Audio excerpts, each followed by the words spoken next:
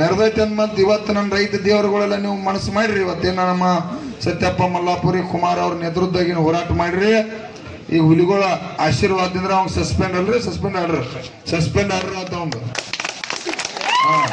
Suspend order ಆಗೈತೆ. ಅವ್ 17 ton ತಿಂದಿದ್ದ ಅವ್ರ ಮನೆದೇವ್ರ ರೊಕ್ಕ ತುಂಬೈತೆ. ಅವ್ನು ಗೌರ್ಮೆಂಟ್ ನೌಕರಿ ಐತೆ.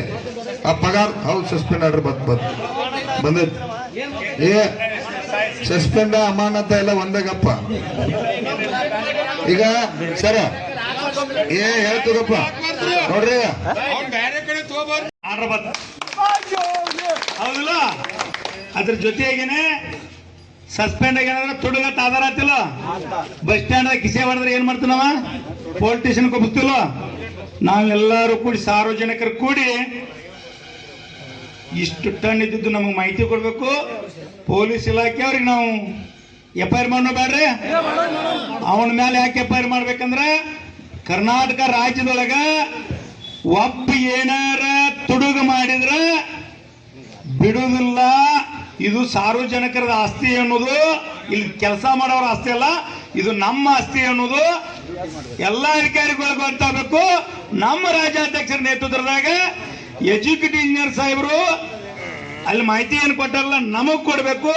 ಅವರು ಇಲ್ಲಿ ಮೇನ್ ಶತವತ್ತಾಗಿ ಪಾಲನೆ ಮಾಡ್ತೀವಿ. ಈಗ ಆ್ಯಕ್ಚುಲಿ ಇಲ್ಲಿ ಲೋಕಲ್ ಇದ್ದವ್ರು ಎಕ್ಸಿಕ್ಯೂಟಿವ್ ಇಂಜಿನಿಯರ್ಸ್ ಮತ್ತು AWS ಇದ್ರ ಬಗ್ಗೆ ಸ್ಟ್ರಿಕ್ಟ್ನೆಸ್ ಮೇಂಟೈನ್ ಮಾಡಬೇಕು, ಅಡ್ಮಿನಿಸ್ಟ್ರೇಷನ್ ಮೇಂಟೈನ್ ಮಾಡಬೇಕು. ಯಾಕಂದರೆ ಲೈನ್ಮನ್ಗಳಾಗಲಿ ಅಥವಾ ಸೆಕ್ಷನ್ ಆಫೀಸರ್ ಆಗಲಿ ಈ ರೀತಿ ಏನಾದರೂ ಆರೋಪಗಳು ಬರ್ತಾ ಇದಾವೆ ಅಂದ್ರೆ ಇದು ನಿಜವಾಗಿಯೂ ಗೋಕಾಕ್ ತಾಲೂಕು ಮತ್ತು ಮೂಡಲ್ ತಾಲೂಕು ಕೆಟ್ಟ ಹೆಸರು ಬಂದಂಗೆ. ಈಗ ನಾನು ಸೂಪರಿಂಟೆಂಡೆಂಟ್ ಇಂಜಿನಿಯರ್ ಅಂತ ಹೇಳ್ಬೋದು, ಬಟ್ ತಮಗೂ ರಿಕ್ವೆಸ್ಟ್ ಮಾಡ್ತೀನಿ. ಈಗ ಯಾವುದೇ ಸರ್ವಿಸಸ್ ತಾವು ಹೇಳಿದಿರಲ್ಲ, ಸುಟ್ಟು ಟ್ರಾನ್ಸ್ಫರ್ ಚೇಂಜ್ ಮಾಡೋದ್ರ ಬಗ್ಗೆ, ಕಂಬ ಸೀದಾ ಮಾಡೋದ್ರ ಬಗ್ಗೆ ಯಾರಿಗೂ ಯಾವುದೇ ರೀತಿಯಲ್ಲಿ ₹1 ಕೊಡೋದು ಅವಶ್ಯಕತೆ ಇಲ್ಲ.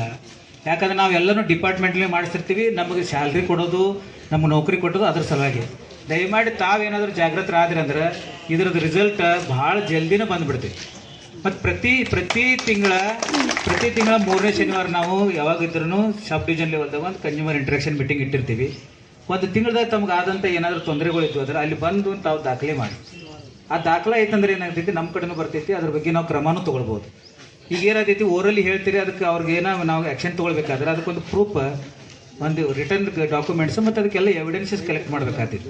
ಅದಕ್ಕೆ ದಯಮಾಡಿ ಇನ್ನು ಮುಂದೆ ಯಾವುದೇ 24/7 ವೆಹಿಕಲ್ಸ್ ಇರ್ಬೋದು, ಟ್ರಾನ್ಸ್ಪೋರ್ಟೇಷನ್ ವೆಹಿಕಲ್ ಇರ್ಬೋದು, ಇವು ಯಾವುದೇ ರೀತಿಯಲ್ಲಿ ನಾವು ಫ್ರೀಯಾಗಿ ಕೊಡ್ತಾ ಇದ್ದೀವಿ. ಯಾವುದೇ ಟ್ರಾನ್ಸ್ಫಾರ್ಮರ್ಗೆ ಯಾವುದೇ ದುಡ್ಡು ಕೊಡ್ತಕ್ಕದ್ದಲ್ಲ. ಯಾವುದೇ ಸರ್ವಿಸ್ ಇರಲಿ, ಅದು ನಿಮ್ಮಿಂದ ಏನೂ ತೊಗೊಳ್ಳೋದಿಲ್ಲ. ನಾವು ಏನಾದರೂ ಕನೆಕ್ಷನ್ ಬೇಕಾದರೆ ನೀವೇನು ಡಿಪಾಸಿಟ್ ಕಟ್ತೀರಿ, ರಿಜಿಸ್ಟ್ರೇಷನ್ ಪೇ ಕಟ್ತೀರಿ, ಅದೆಲ್ಲ ನಿಮ್ಗೆ ರಿಸಿಟ್ ಕೊಡ್ತೀವಿ. ಇನ್ನು ಉಳಿದು ಯಾವುದೇ ನಾವು ಡಿಪಾರ್ಟ್ಮೆಂಟ್ಲಿ ಆಗಲಿ ಇಂಧನ ಇಲಾಖೆಯಿಂದ ನಾವು ನಿಮಗೇನು ಕಂಬ ಅಂತ ಈಗಾಗಲೇ ನಾವೆಲ್ಲ ಹಾಕ್ತಾ ಇದ್ದೀವಿ, ಅದೆಲ್ಲ ಫ್ರೀ ಆಫ್ ಕಾಸ್ಟ್ ಇದೆ. ನಮ್ಮದು ಮೇಂಟೆನೆನ್ಸ್ ಆ್ಯಕ್ಟಿವಿಟೀಸು ಹೇಳಿದಿರಿ, ಎಲ್ಲಿ ವೈರ್ ಹರಿದು ಬೀಳ್ತಾ ಇದ್ದಾವೆ, ಯಾವ ವೈರ್ಗಳು ರಿಪ್ಲೇಸ್ಮೆಂಟ್ ಮಾಡ್ಬೇಕನ್ನೋದು ಈಗಾಗಲೇ ಮೊಡಲಿಗರು ಹೇಳಿದರು. 4 ಫೀಡರ್ಗಳು ನೀವು ಕಂಪ್ಲೀಟ್ ಮಾಡಿದ್ವಿ. ಇನ್ನೂ 32 ಫೀಡರ್ಗಳು ನಾವು ಮಾಡ್ತಾಯಿದ್ದೀವಿ. ಹಂತವಾಗಿ ಇವೆಲ್ಲನೂ ಸುಧಾರಣೆ ಮಾಡ್ತೀವಿ. ಇದರಲ್ಲಿ ಮೇಜರ್ ಏನಂದ್ರೆ, ನಮ್ಮ ಅಧಿಕಾರಿಗಳು ಒಂದು ವೇಳೆ ತಮ್ಮ ಸಮಯ ಪಾಲನೆ ಆಗಲಿ, ತಮ್ಮ ಕರ್ತವ್ಯವನ್ನು ಸರಿಯಾಗಿ ನಿರ್ವಹಣೆ ಮಾಡಿದ್ರೆ ಇವತ್ತು ಅವ್ರ ನನಗಿಂತ ಹೆಚ್ಚಿಗೆ ಅವ್ರ ಜವಾಬ್ದಾರಿ ಹೆಚ್ಚಾಗಿದೆ. ಯಾಕಂದ್ರೆ ಲೋಕಲ್ ಆಫೀಸರ್ ಇರೋದ್ರಿಂದ ಈ ರೀತಿ ಯಾವುದೇ ರೀತಿ ಇನ್ನೊಂದು ಸ್ಟ್ರೈಕ್ ಆಗೋದಾಗಲಿ ಅಥವಾ ಯಾವುದೇ ಕಂಪ್ಲೇಂಟ್ ಬರಬಾರ್ದಂಗೆ ನೋಡ್ಕೊಳ್ಳೋ ಜವಾಬ್ದಾರಿ ನಿಮ್ಮ ಎಲ್ಲರದ್ದು ಐತಿ.